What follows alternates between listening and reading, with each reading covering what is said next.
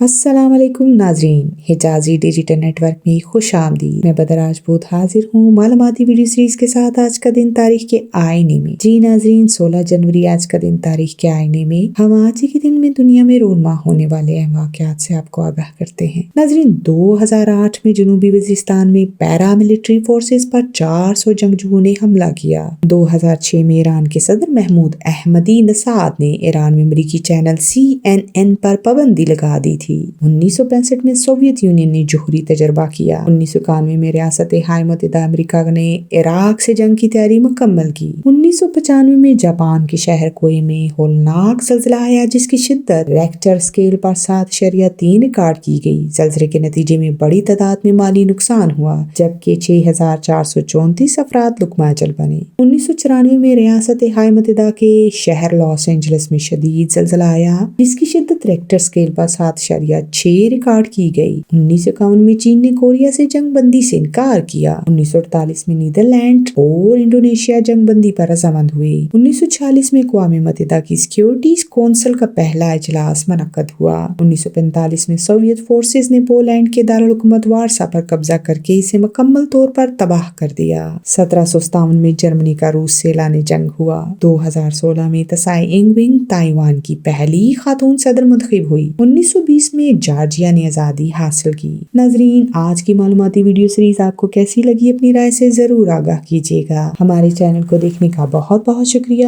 اپنا بہت سا خیال رکھیے گا۔ اللہ نے کے پان۔